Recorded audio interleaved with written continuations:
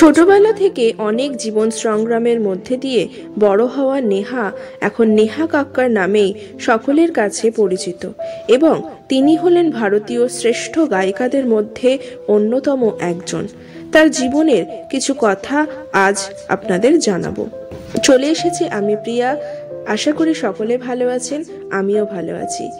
যারা এখনো পর্যন্ত আমার চ্যানেলটিকে সাবস্ক্রাইব করেননি তারা অতি অবশ্যই আমার চ্যানেলটিকে সাবস্ক্রাইব করে আমার পাশে থাকবেন এবং নোটিফিকেশন বেল আইকনটি ক্লিক করে রাখবেন, যাতে নতুন কোনো ভিডিও আপলোড করলে সবার আগে নোটিফিকেশনটি পৌঁছে যায় আপনাদের কাছে।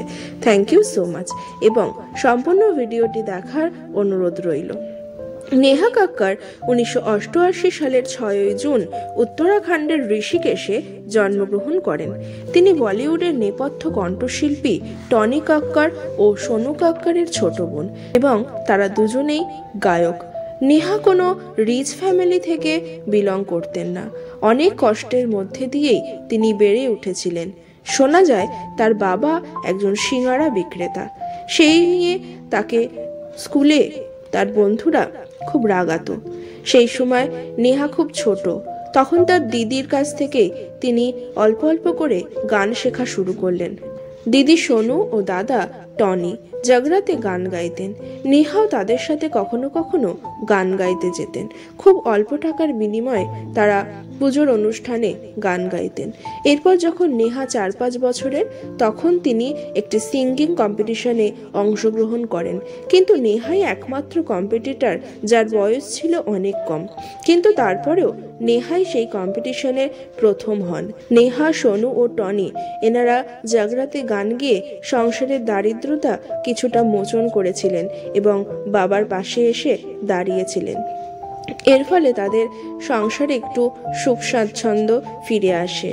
এরপর তারা ঋষিকেশে গান গেয়ে ভালোই নাম করেছিলেন।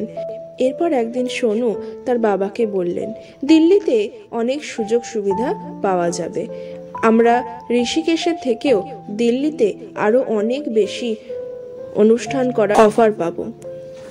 সোনুর এই কথা শুনে তার বাবা একবারও না ভেবে তিনি তার পুরো পরিবারকে নিয়েই দিল্লিতে চলে আসেন। তারা একটি ভাড়া বাড়িতে থাকতেন, কারণ দিল্লিতে তাদের নিজস্ব কোনো ঘর বাড়ি ছিল না। দিল্লিতে তারা খুব ভালোভাবে অনুষ্ঠান পাচ্ছিলেন।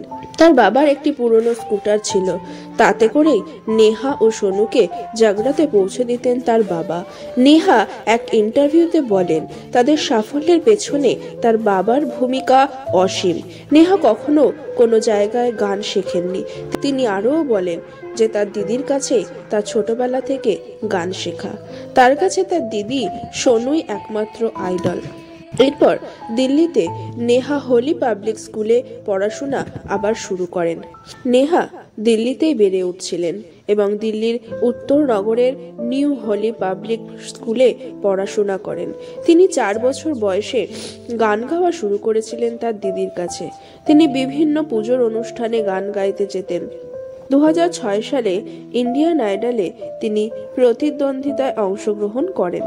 যখন তিনি ইন্ডিয়ান আইডলে অংশগ্রহণ করেন তখন তিনি একাদশ শ্রেণীতে পড়ছিলেন এবং তার পরীক্ষা ছিল, কিন্তু তিনি পরীক্ষা না দিয়ে ইন্ডিয়ান আইডলের প্রতি মনোনিবেশ করেছিলেন, কারণ তিনি এটাই ভেবেছিলেন যে তিনি এই শো জিতে যাবেন। আর গানের প্রতি ছিল তার অগাধ ভালোবাসা ও নিষ্ঠা। কিন্তু দুর্ভাগ্যক্রমে শেষ 8-এ এসেই সিজন থেকে ছিটকে পড়েন তিনি। নিজেকে সামলে নিয়ে আরও বেশি পরিশ্রম করতে লাগলেন তার গানের কেরিয়ারে। এই সময় তার সাথে যোগাযোগ করেন প্রীতম দাতক। তিনি নেহার গান এর আগে ইন্ডিয়ান আইডলে শুনেছিলেন এবং নেহার কণ্ঠ তার বেশ ভালো লেগেছিল।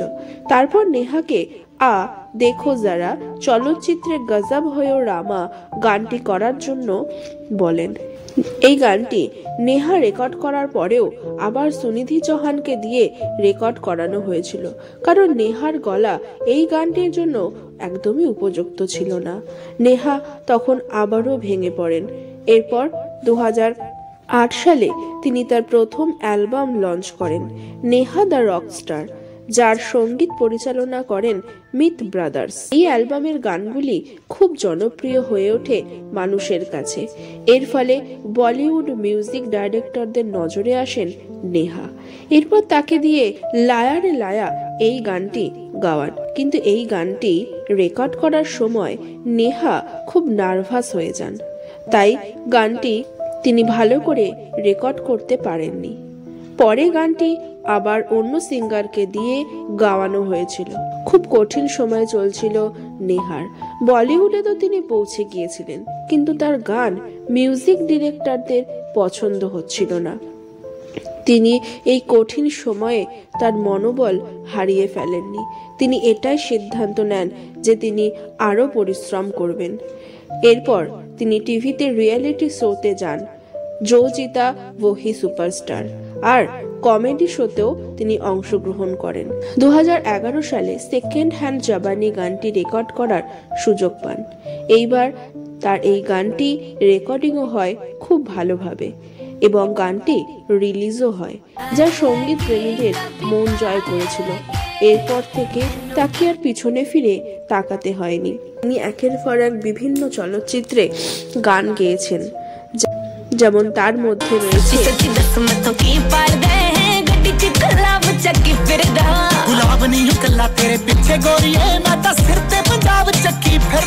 ইয়ারিয়া চলচ্চিত্রে সানি সানি,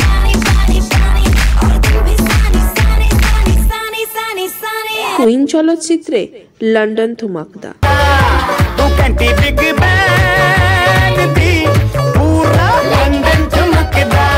সত্যমেব জয়তে চলচ্চিত্রে দিলবার,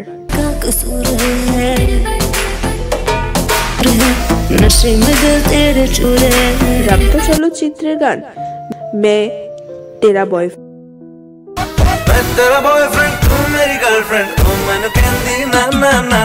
2020 অ্যালবাম গান দিল কো করার আয়া।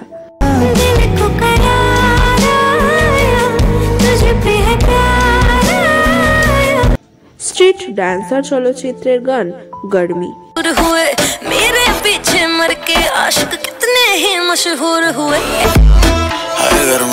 লুকাছুপি চলচ্চিত্রের গান কোকা কোলা। স্ট্রিট ডান্স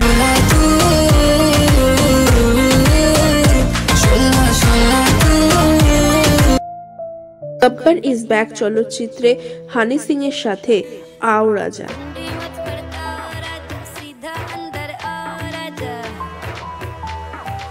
ফাটা পোস্টার নিকলা হিরো চলচ্চিত্রে ধাতিং নাচ।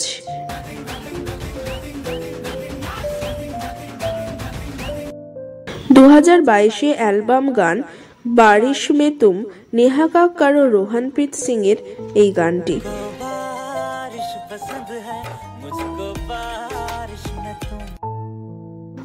এরপর বারবার দেখো চলচ্চিত্রের গান কালা চশমা।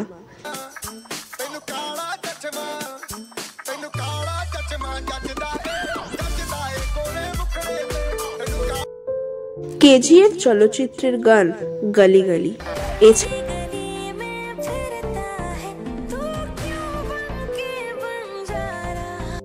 2014 সালে বাংলা গান দেশি ছড়ি।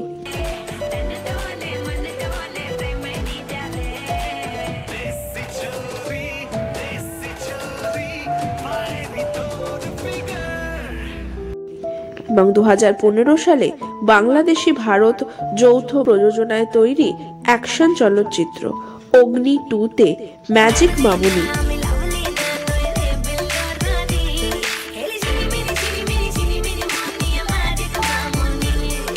বিন্দাস চলচ্চিত্রে রিমিক্স কাওয়ালি ও পার্টি সুজ।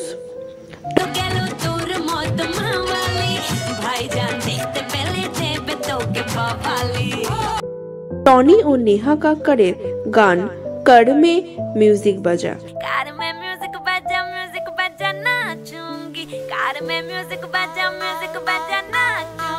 এছাড়াও তিনি জি টিভিতে সারেগামা বা লিটল চ্যাম্প শোতে বিচারকের দায়িত্ব পালন করছেন।